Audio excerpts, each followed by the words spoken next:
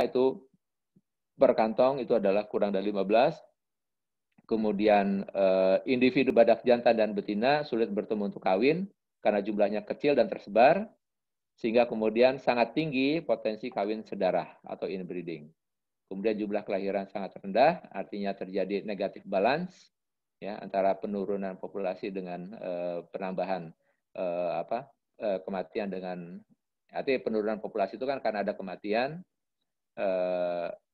tapi jumlah kelahiran itu tidak bisa menandingi ya, dari jumlah kematiannya. Dan kemudian ternyata dari hasil apa yang sudah dilakukan di Sabah untuk rescue badak-badak yang tersisa, ternyata badak yang tersisa itu tidak bisa kawin alam. Ya, sebagian besar itu semuanya memiliki problem. Baik yang di peninsular yang habis di awal tahun 2000-an, ada sekitar 6 atau 7 ekor badak di satu sanctuary itu habis dalam waktu 1 bulan. Ya. Itu pun mereka kawin alam beberapa kali, bahkan ada yang sama sekali tidak bisa kawin karena ada tumor di dalam organ reproduksinya.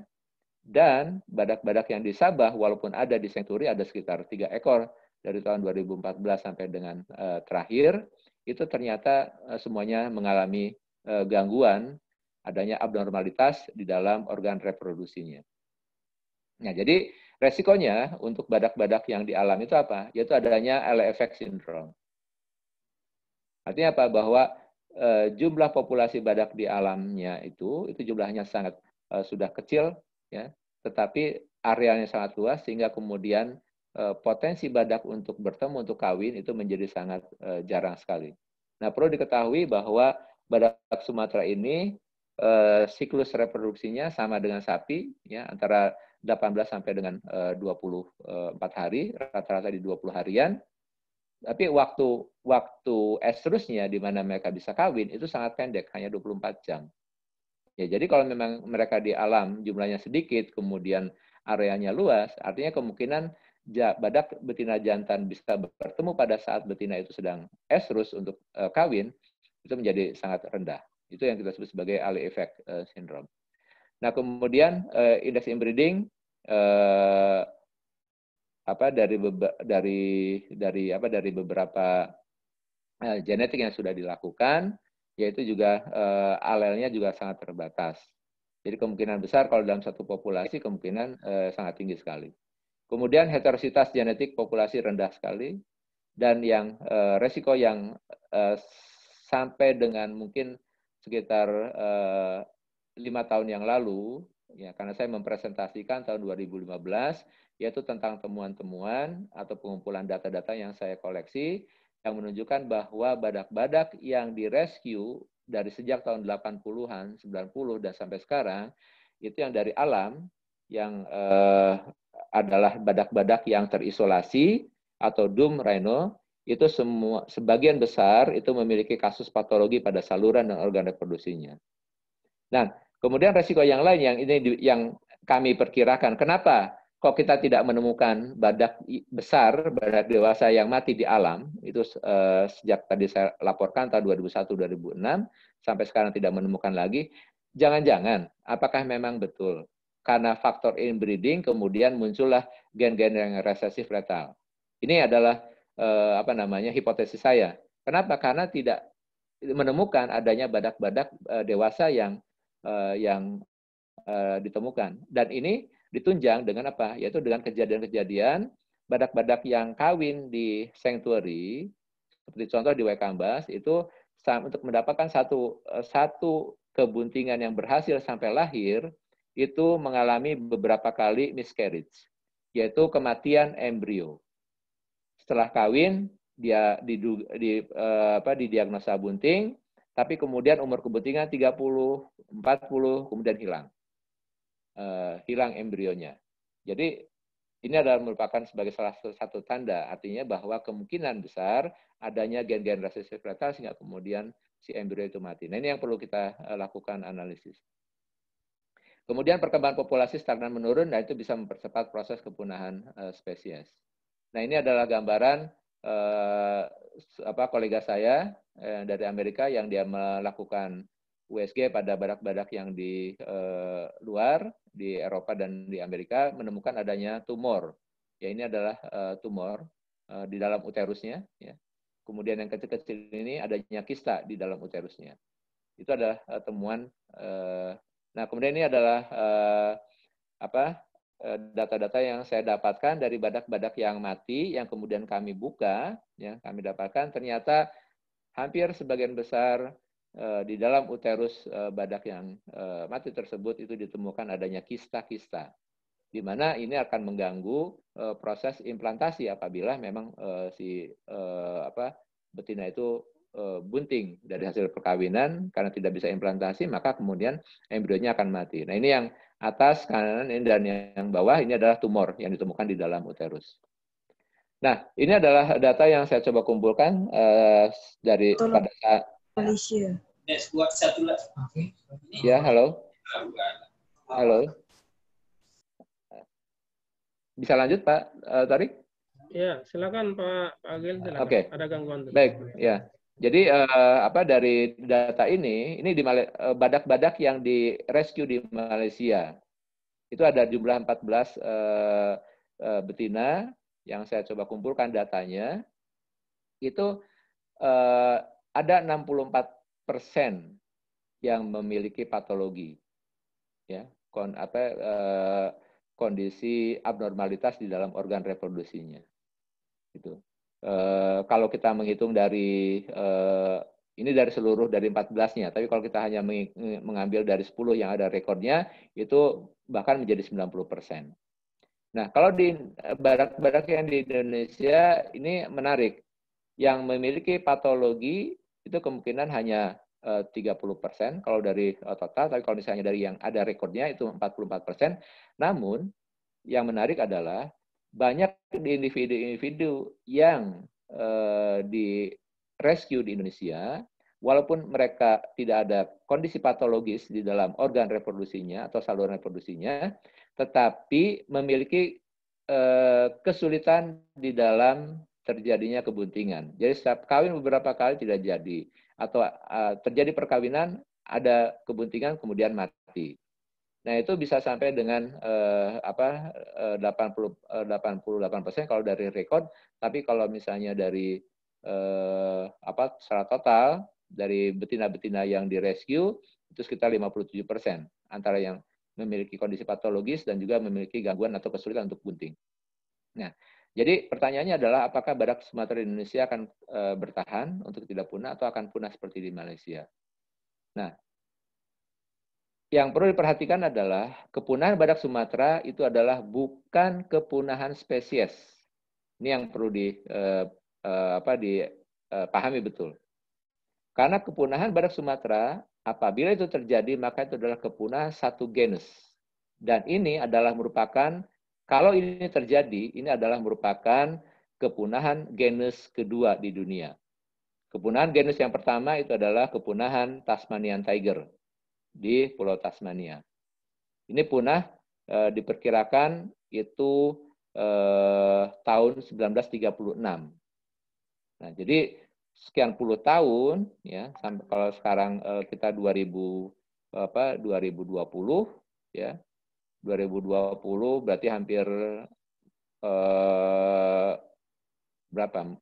hampir 90 tahunan, ya, 2020. 90 tahun, kalau sampai terjadi kemudian kepunahan badak Sumatera, maka itu akan menjadi kepunahan genus yang kedua di dunia.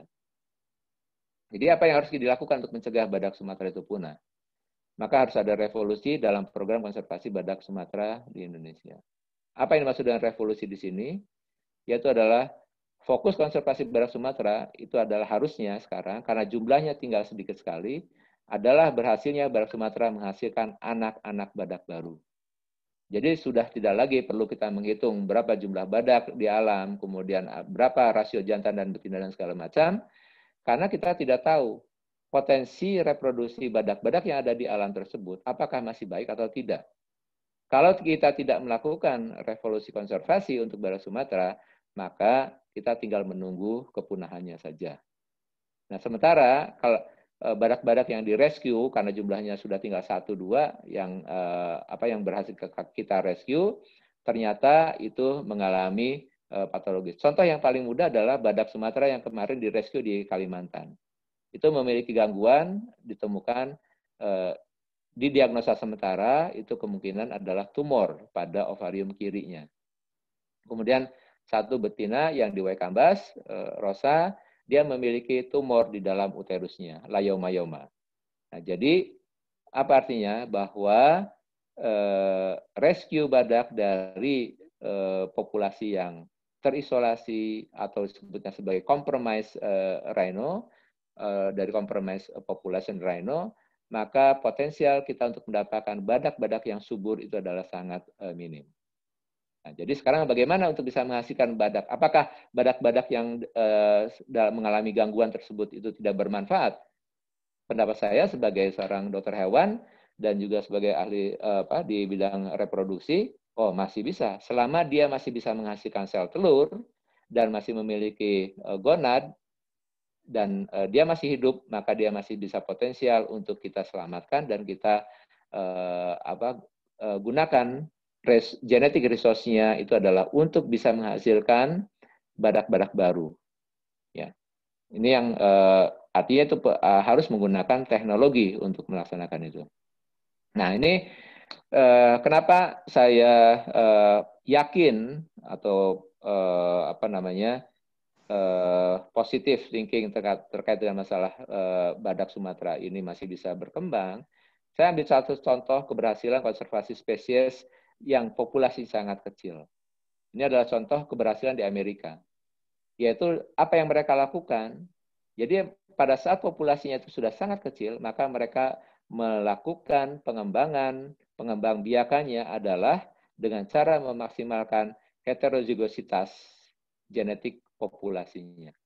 Jadi dari jumlah yang sedikit, itu mereka coba lihat, cari dari mana genetiknya yang memiliki jarak yang cukup jauh, bukan merupakan anak dengan bapak atau ibu dengan anaknya atau kakak dengan adik, ya. Artinya memiliki heterozigositas yang cukup tinggi. Ini contohnya adalah pada Californian Condor, ya. Tahun 81 populasi itu drop sampai dengan tinggal 22 ekor. Ya. Nah, kemudian tahun 83 itu pertama kali diambil telur dari alam yang kemudian disimpan di captivity untuk dikembangkan di captive rearing, ya. Nah, tahun 87 itu extinct in the wild. Jadi di alam sudah tidak ada lagi, hanya tersisa 27 Californian Condor yang berada di captivity. Apa yang mereka lakukan? Jadi captive breeding strateginya itu adalah based on genetic. Jadi mereka tidak membiarkan si Californian Condor itu kawin sesukanya dia, memilih pasangannya, tidak. Dari 27 yang ada di captivity, itu hanya terpilih 16 individu yang bisa dipasangkan. Jadi hanya ada 8 pasang yang kemudian bisa dikawinkan dengan targetnya apa? Yaitu untuk memaksimalkan heterozigositas turunannya, populasinya. Jadi 87 itu ada 27 ekor, ya. Dan tahun 2014 itu populasinya sudah mencapai 400 dan terakhir saya dapat informasi itu sudah mencapai lebih dari 500 sekarang, ya. Nah, jadi dari 27 tersebut, ya, itu hanya berdasarkan dari 16 individu dari F0-nya. Ya, jadi 10 ekor itu tidak digunakan. Kenapa? Karena mereka dari sisi genetiknya itu terlalu dekat, ya, sangat dekat sekali. Jadi itu tidak digunakan. Jadi hanya 16 yang kemudian turunan-turunannya dari 16 tersebut kemudian di crossing lagi, maka kemudian akhirnya bisa mencapai target peningkatan populasi dengan kualitas genetik yang baik. Nah, ini yang saya mimpikan bahwa pada badak Sumatera, walaupun jumlahnya sudah tinggal sekian, mudah-mudahan bisa terjadi. Artinya apa? Bahwa di sini untuk konservasi itu scientific evidence itu adalah menjadi patokan untuk bisa mendorong keberhasilan konservasi ini. Ya, kalau kita hanya biarkan kepada alam dengan populasi yang tinggal sedikit ini, maka itu akan mengarah kepada kepunahan. Oke. Kemudian program prioritas konservasi badak Sumatera. Nah ini saya sampaikan bahwa untuk badak Sumatera pada tahun 2000 mulai kita bicarakan 2018 itu untuk menyusun apa yang disebut dengan rencana aksi darurat RAD. Nah ini berdasarkan apa? Berdasarkan 2014 bahwa dinyatakan bahwa populasi badak di Indonesia itu sudah kritis, yaitu mendekati angka hanya berjumlah puluhan, dan bahkan untuk beberapa kantong diperkirakan itu sudah tidak viable. Artinya harus dilakukan emergency actions untuk bisa menyelamatkan konservasi badak Sumatera ini. Oke, nah ini adalah dokumennya yang disetujui dan menjadi dokumen negara, menjadi dokumen pemerintah Indonesia tahun 2019 yang disebut dengan Rencana Aksi Darurat Penyelamatan Populasi Badak Sumatera. Jadi prinsipnya demikian. Untuk populasi-populasi yang diperkirakan viable dan sayangnya ya sampai saat ini itu baru ekspektasi itu hanya tinggal satu populasi yang viable, yaitu adalah di Loser Barat.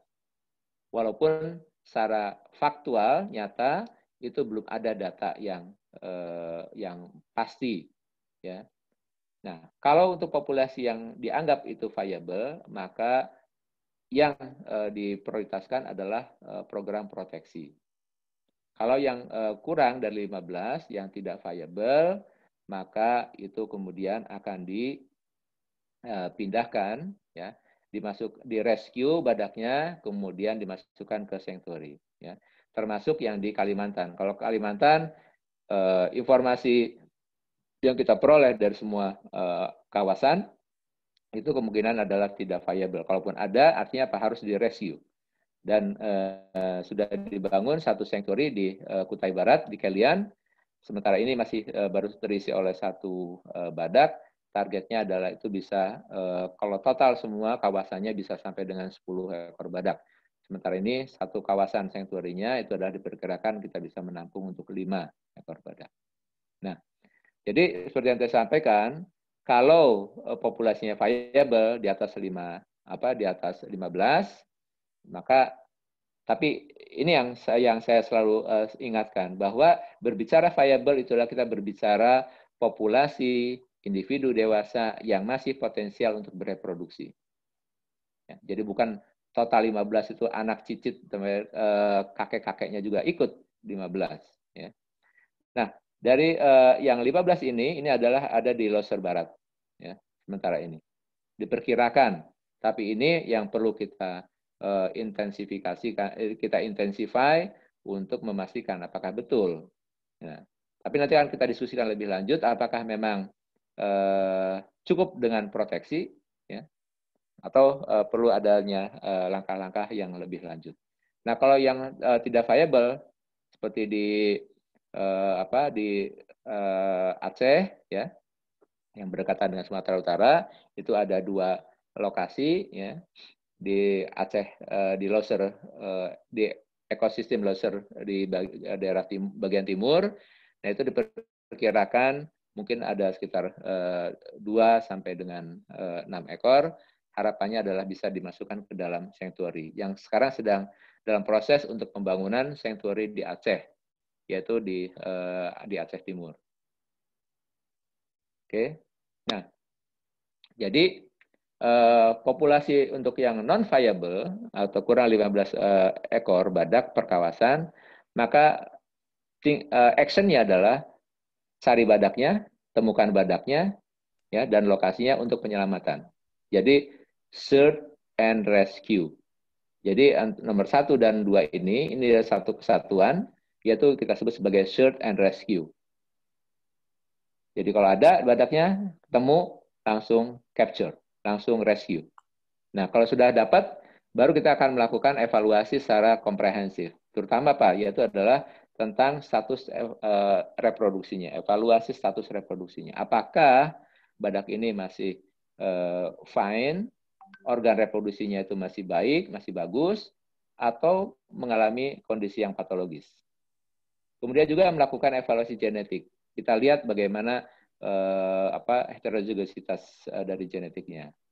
Kemudian membangun sanctuary, ya seperti di Aceh sekarang sudah di Aceh dan Kalimantan, maka kita sepakat untuk membangun sanctuary. Ya, kenapa kita perlu membangun sanctuary di beberapa lokasi? Tidak kenapa sih? Kan sudah ada di Waikambas. Dari Aceh dibawa aja ke Waikambas. Oke, dari sisi efisiensi atau kerja, iya, sudah. Tetapi resikonya, kalau terjadi wabah penyakit atau kejadian keracunan di satu tempat, maka kalau kita menempatkan badak tersebut di one bucket, maka resikonya adalah kita habis semua, kita tidak punya sisa badak-badak yang bisa kita gunakan untuk program konservasi badak. Itu yang sudah terjadi di Peninsular Malaya. Jadi Peninsular Malaya, di Malaya itu ada satu SRS di Sungai Dusun, semua badak yang tertangkap di Peninsular Malaya itu dibawa ke Sungai Dusun. Kalau tidak salah ada sekitar 6 atau 8 ekor di sana, dan dalam 1 bulan itu total semuanya mati semua. Karena apa? Karena adanya wabah penyakit di sana. Nah, jadi untuk di Indonesia kami sepakat bahwa kita akan membangun. Dan itu juga kenapa juga dibangun di Aceh, karena dari sisi logistik, kemudian juga transportasi itu akan lebih mudah dibandingkan dibawa ke Waikambas. Di sisi yang lain adalah, ya silakan. Ada 10 menit lagi waktu Pak Agil. Ya baik, ini tinggal beberapa slide saja Pak. Nah, kemudian yang terakhir adalah karena dari kondisi-kondisi badak yang kita temukan itu dalam keadaan tidak possible untuk kawin alam, maka kita perlu mengembangkan apa yang disebut dengan advanced reproductive technology. Sehingga kemudian IUCN itu mohon saya untuk menjadi koordinator untuk subcommittee advanced reproductive technology untuk badak Sumatera di Indonesia. Beberapa expert dari Amerika, dari Eropa, dan juga dari Australia, dan juga dari Indonesia, itu ada 8 orang ada di situ. Nah, kalau yang untuk populasi viable lebih dari 15 badak, maka proteksi penuh spesies dan habitat, yaitu patroli, monitoring, via satelit jalur masuk. Ini harapannya. Karena kalau hanya menggunakan patroli dan monitoring seperti yang sekarang dilakukan, itu pengalamannya BBS dan kelinci sebelat itu habis. Jadi harus menggunakan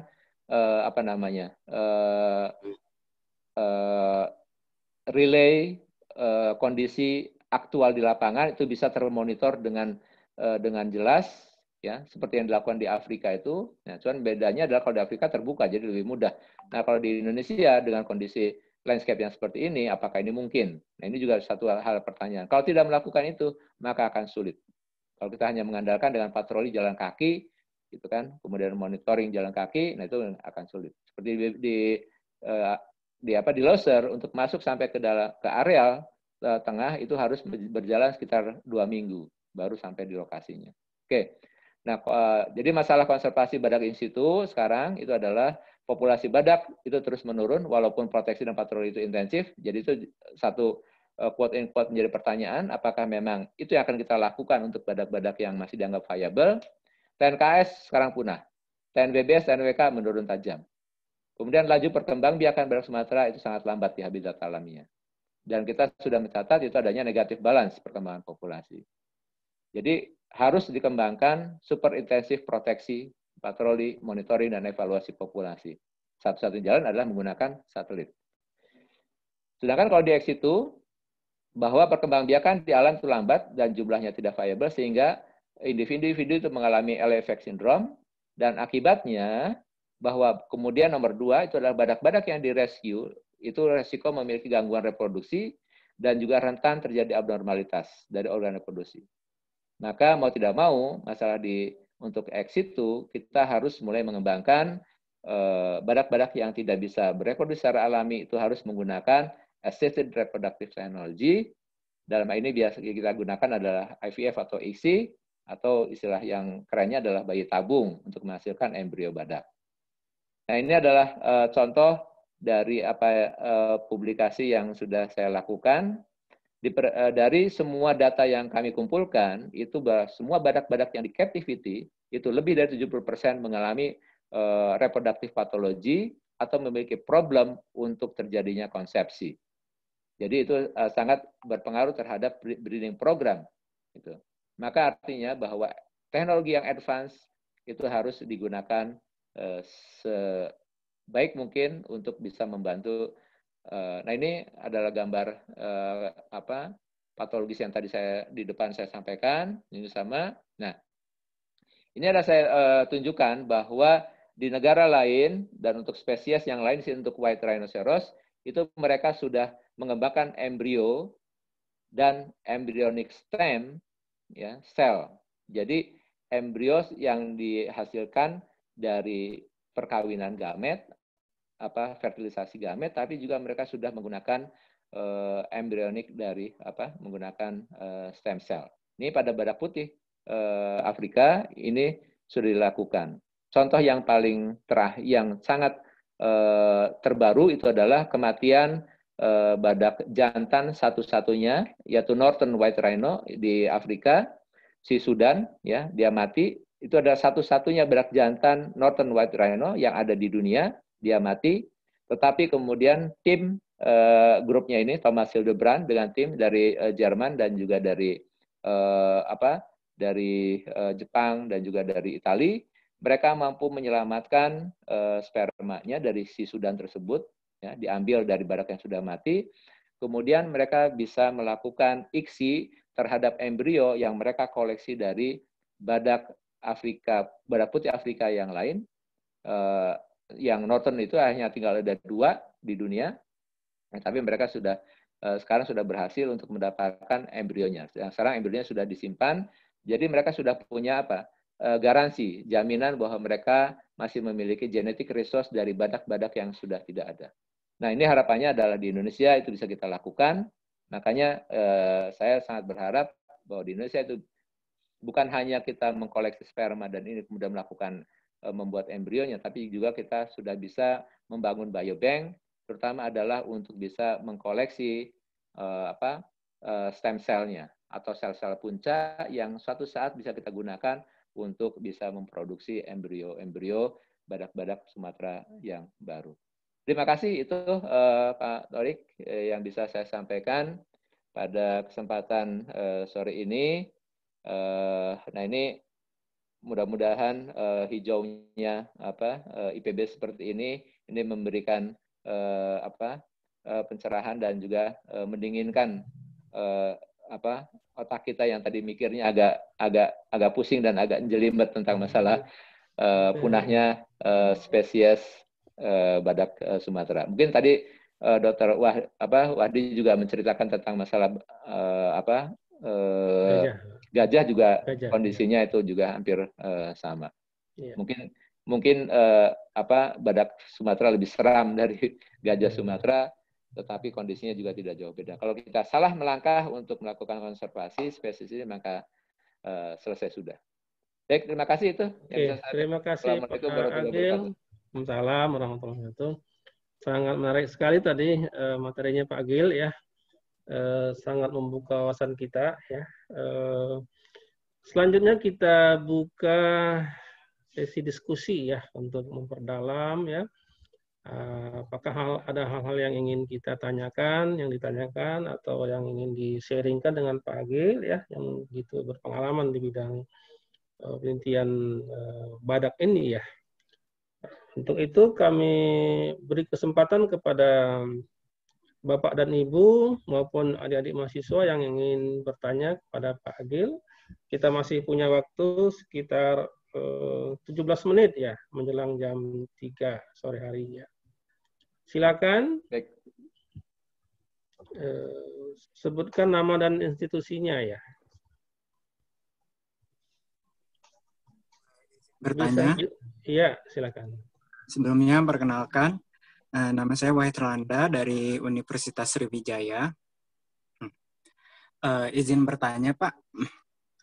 Untuk menyelamatkan populasi badak Sumatera ini, apakah kita bisa memanfaatkan teknologi rekayasa genetika seperti cloning, Pak, untuk menyelamatkan populasi dari badak ini sendiri, Pak?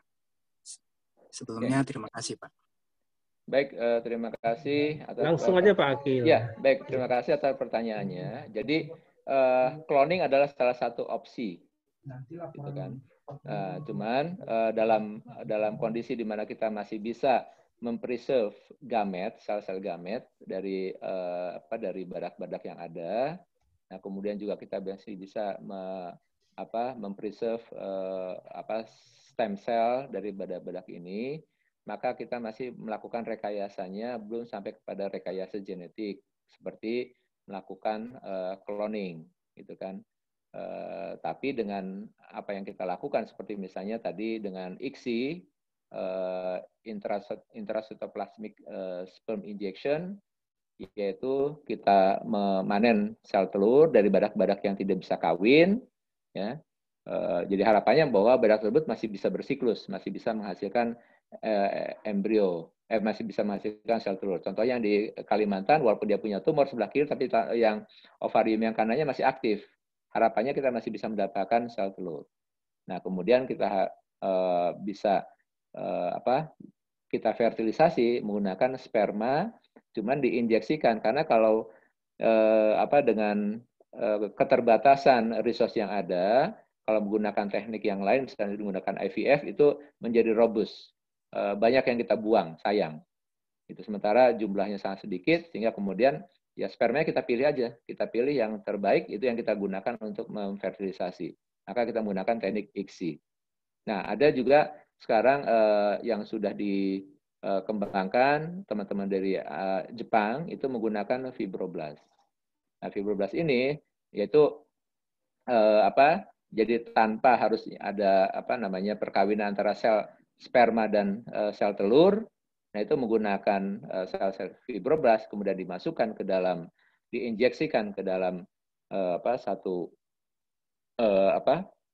gamet. Nah, itu kemudian bisa berkembang menjadi individu gitu. Jadi menggunakan sel somatik, tidak menggunakan sel gamet gitu.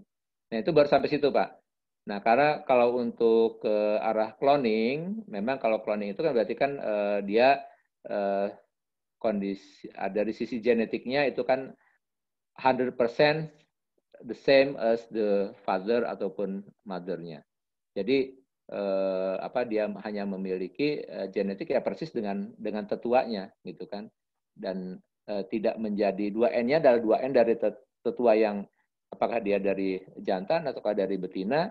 Nah, itu akan sama gitu kan.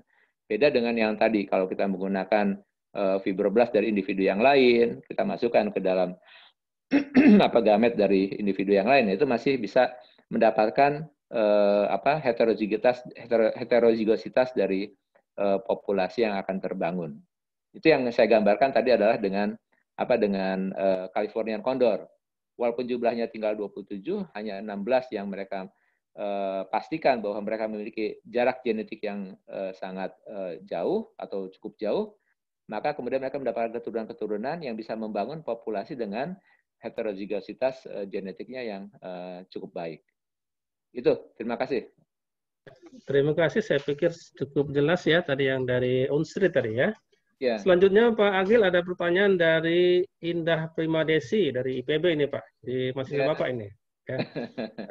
Pertanyaan, barangkali apa penyebab tingginya reproduktif patologi Pak pada badak? Oke, baik, terima kasih. Ini pertanyaan yang sangat bagus. Jadi memang sebetulnya ini pada semua spesies. Pada saat individu betina, dia lama tidak mengalami kebuntingan, maka organ reproduksinya itu akan terpapar terlalu lama oleh estrogen. Ya, karena dia bersiklus terus kan, tanpa ada kebuntingan, sehingga kemudian terpapar sehingga kemudian dia sangat rentan terhadap terjadinya gangguan terbentuknya. Biasanya contoh pada manusia saja, untuk ibu-ibu ataupun wanita yang lama tidak hamil, maka resiko terbentuk kista itu sangat tinggi. Nah, itu juga sama dengan hewan. Nah, biasanya kalau pada hewan karena tidak ada pengobatan dan segala macam, kemudian bisa berkembang menjadi layoma-yoma. Itu tumor di dalam saluran reproduksinya. Gitu. Nah, jadi tentang masalah tingginya patologi pada badak ini, sebetulnya itu adalah satu teori yang umum. Gitu. Hanya para konservasionis di awalnya tidak pernah memikirkan ini, gitu kan. Makanya tadi saya sampaikan bahwa untuk konservasi populasi kecil, maka scientific based conservation itu adalah menjadi kekuatan. Jadi konservasinya itu harus menggunakan semua data-data scientific. Itu akan banyak menolong ataupun membangun populasi yang akan terbangun. Ya contoh yang paling mudah adalah cerita Jurassic Park gitu kan. Jurassic Park itu kan dari populasi yang hampir tidak ada. Tapi kemudian mereka menggunakan sains dan mereka berhasil.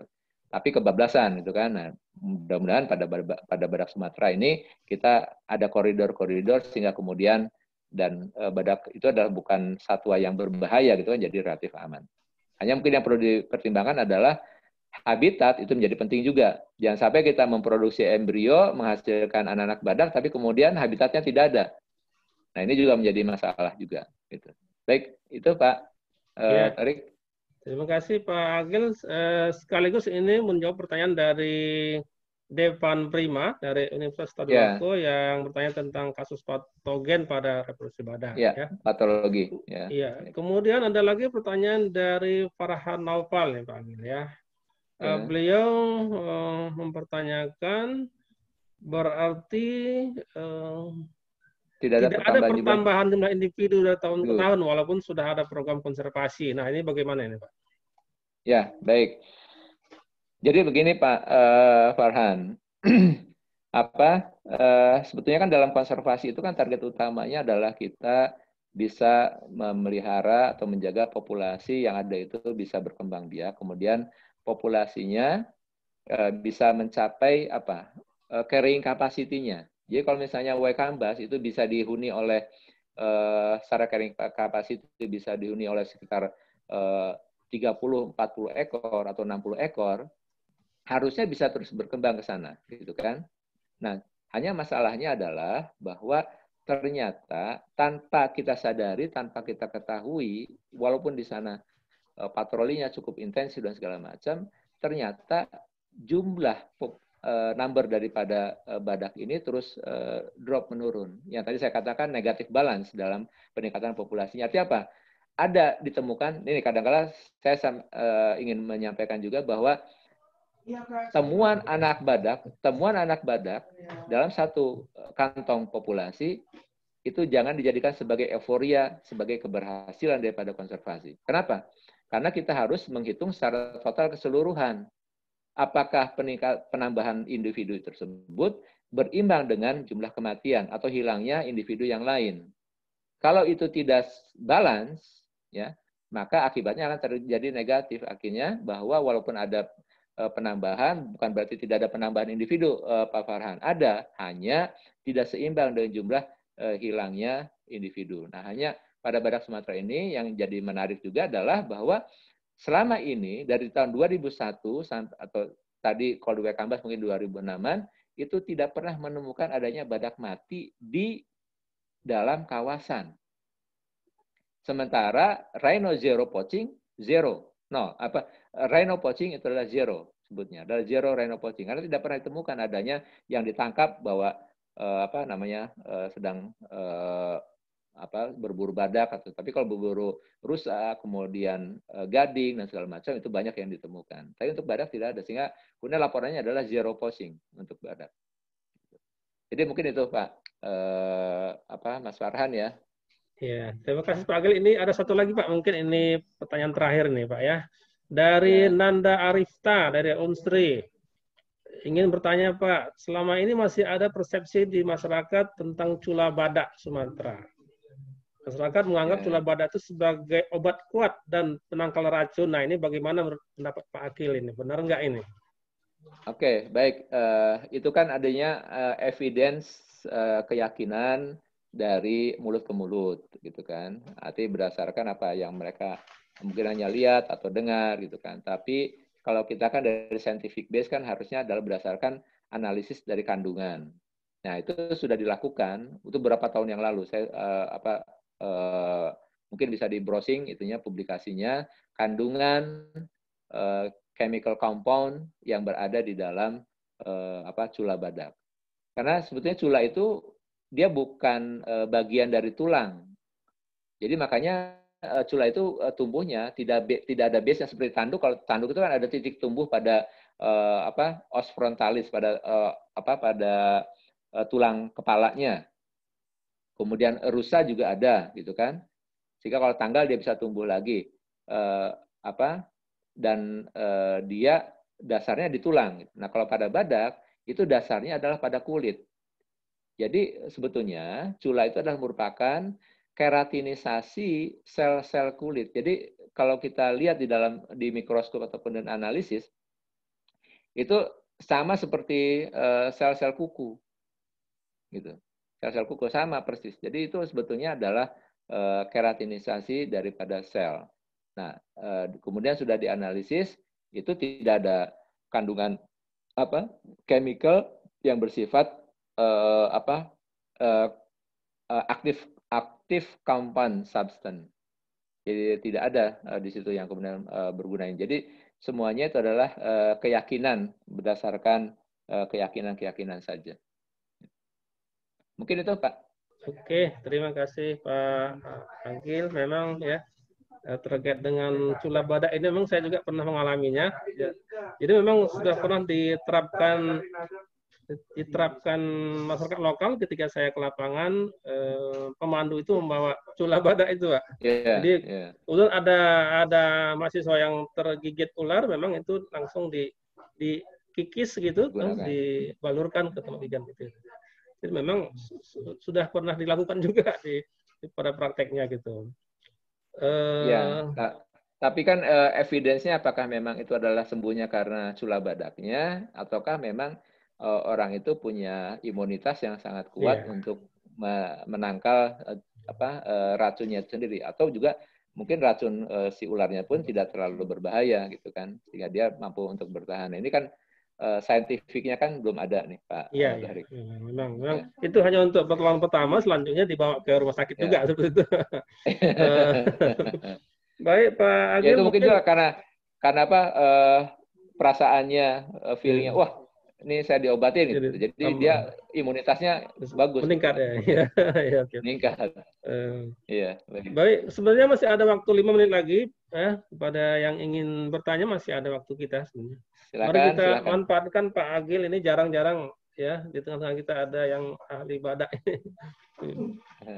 Baik.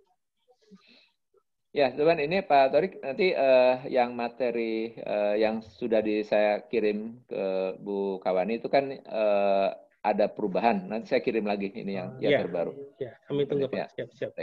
Ya, baik. Terima kasih.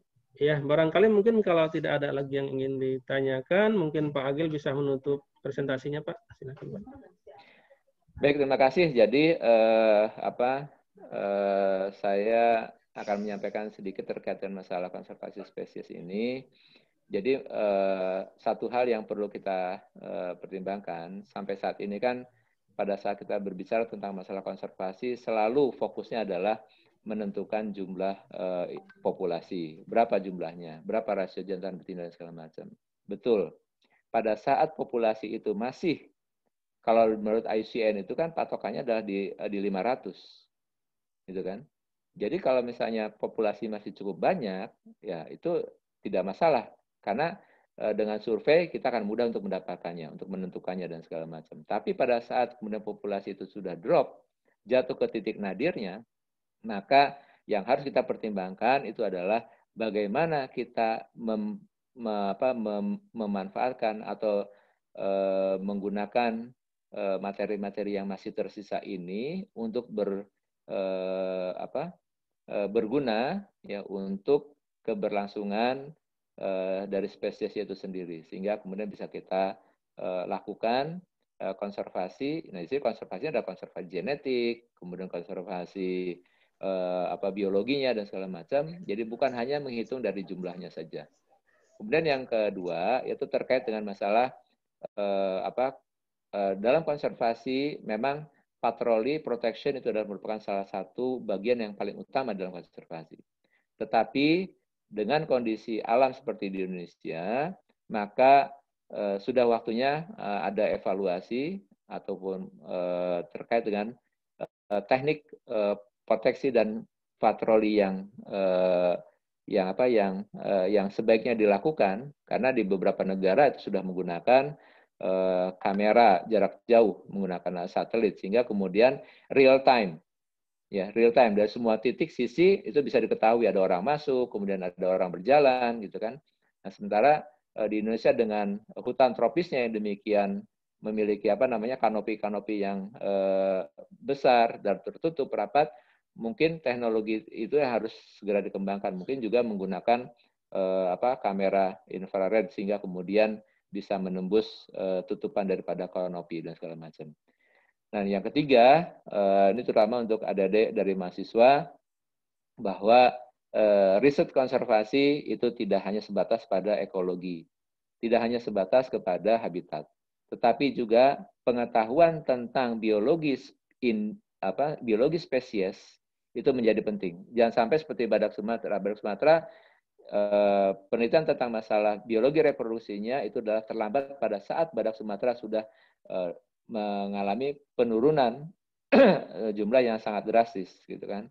Nah, harusnya ini kalau penelitiannya dilakukan dari jauh-jauh dulu sebelum badak-badak itu dilakukan penangkapan tahun 80-90, mungkin populasinya tidak akan demikian karena breeding di captivity mungkin sudah akan berhasil dengan baik. Itu saja, terima kasih Pak Tarik. Terima kasih Pak Agil ya, demikian tadi materi kuliah dari Pak Agil yang sangat menarik ya. Mari kita berikan aplaus untuk Pak Muhammad Agil. Terima kasih banyak Pak Agil. Sama-sama Pak, terima kasih. Selanjutnya saya kembalikan ke panitia. Sama-sama Bu, saya pamit. Kalau itu saya pamit undur ya langsung. Ya, silakan Pak Agil. Boleh Pak. Ya, baik. Terima kasih, nanti bahannya saya kirim kembali. Ya, siap. Assalamualaikum warahmatullahi wabarakatuh. Waalaikumsalam warahmatullahi wabarakatuh. Semuanya sehat selalu ya. Amin. Ya, salam sehat dan semangat Pak. Siap. Baik, assalamualaikum warahmatullahi wabarakatuh. Waalaikumsalam. Terima kasih kami ucapkan kepada moderator Bapak Dr. T. Alif Atorik MSI dan Bapak narasumber Dr. Hewan Muhammad Agil MSc AGR. Baiklah para hadirin sekalian, selanjutnya kita akan melakukan post-test dari 3 materi yang sudah disampaikan oleh para narasumber kita hari ini. Untuk memimpin jalannya post-test, kami serahkan kepada Ibu Dr. Yurnaliza MSI. Kepada Ibu kami persilahkan.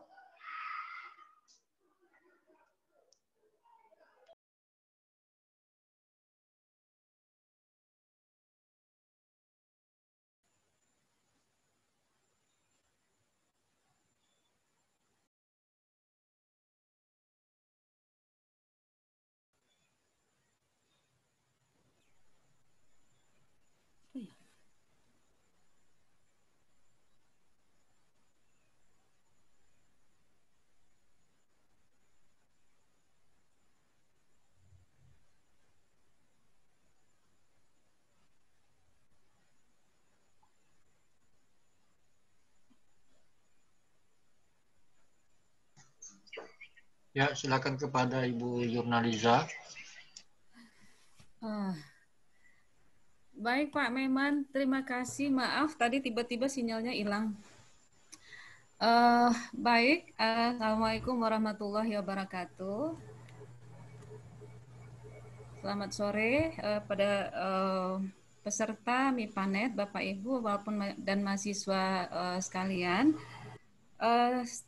Setelah kita mendengarkan pemaparan dari 3 orang pemateri yang luar biasa yang menyampaikan materi mengenai konservasi, maka pada saya ditugaskan untuk menyampaikan postes ya sedikit untuk sejauh mana dari materi yang disampaikan tadi para peserta bisa memahami apa yang sudah disampaikan. Jadi ada pertanyaan yang mungkin nanti bisa dijawab yang akan saya share saya bisa share pakai share screen Pak Meman atau saya di chat Zoom aja.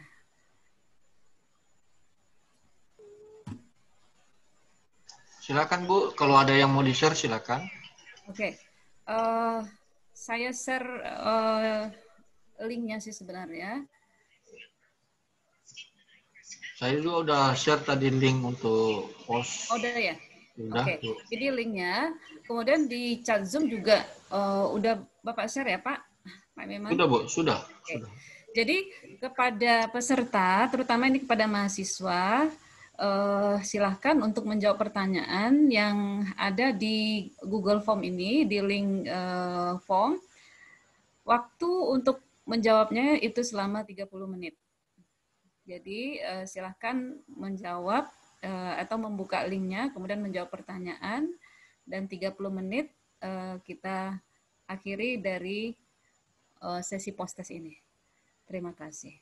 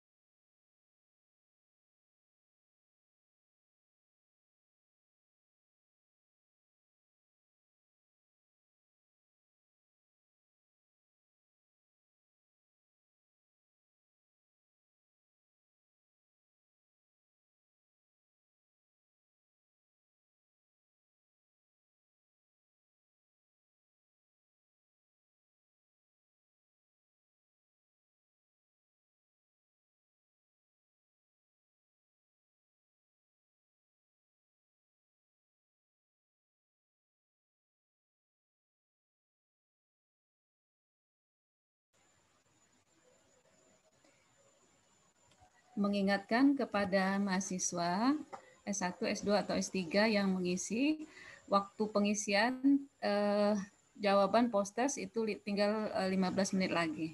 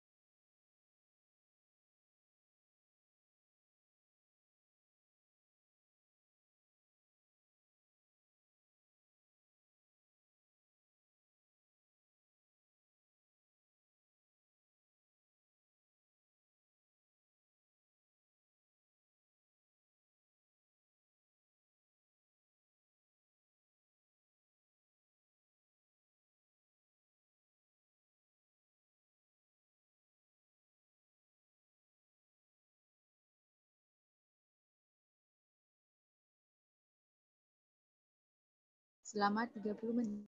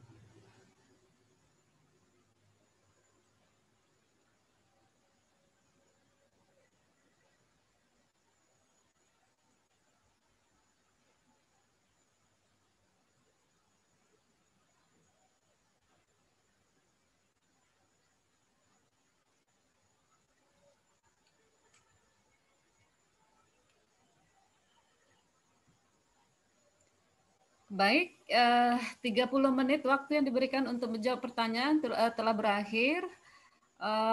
Pastikan semua sudah menekan tanda kirim, menekan tombol kirim untuk menyelesaikan mengisi dari post-test. Baik, untuk acara berikutnya saya kembalikan ke pembawa acara. Terima kasih. Assalamualaikum warahmatullahi wabarakatuh. Terima kasih kepada Ibu Dr. Yurnaliza MSI. Para hadirin sekalian, kita memasuki waktu untuk break selama 30 menit. Mohon kepada peserta untuk tidak meninggalkan Zoom. Kita akan melanjutkan kembali acara pada pukul 16 waktu Indonesia Barat. Terima kasih.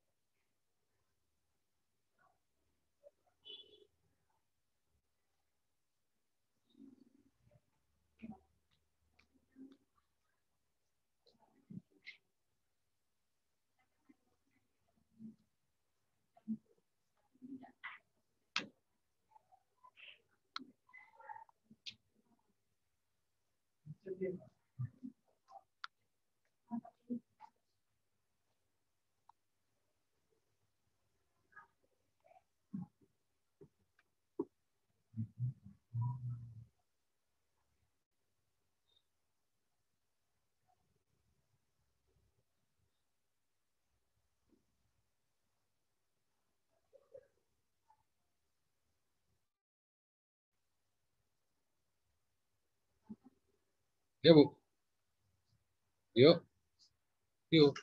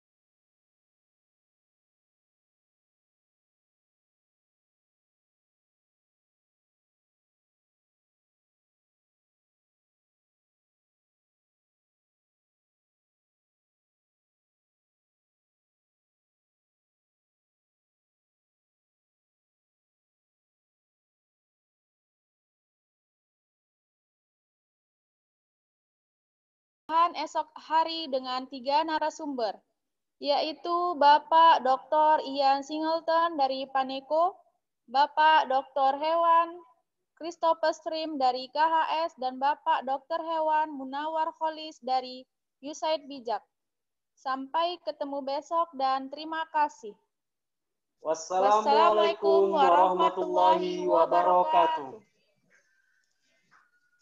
Ya, kepada kita seluruhnya, untuk tepuk tangan sesuai dengan reaction dan simbol yang ada di Zoom kita masing-masing.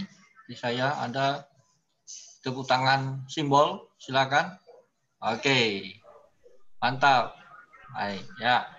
Sekarang coba dibuka seluruh videonya supaya nampak kita mukanya keseluruhan.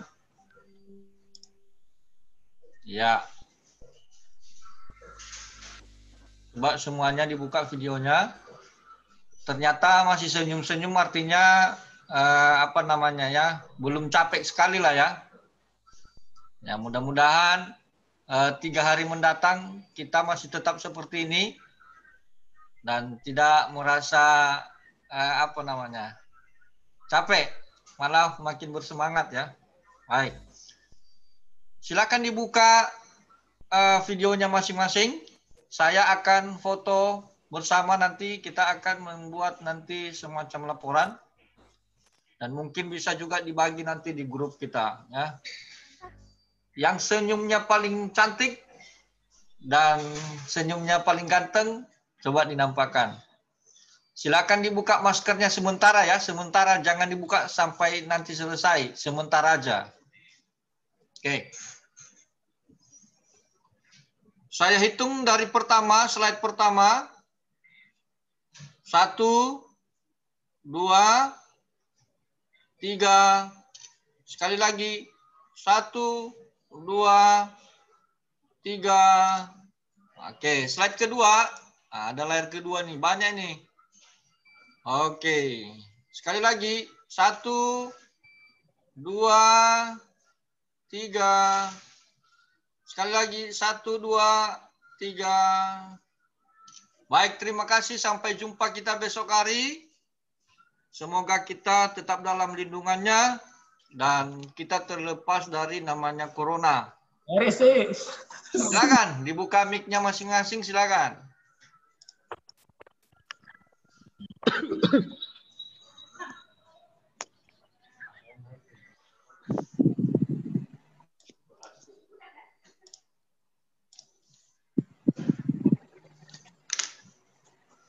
Ada yang lagi yang mau disampaikan Bu Nur Sahara? Nggak ada. Yang penting tetap semangat. Salam sehat selalu. Terima kasih. Baik, terima kasih Bu. Kita akan meeting all dan live keseluruhan. Terima kasih. Terima kasih. Ya, ya.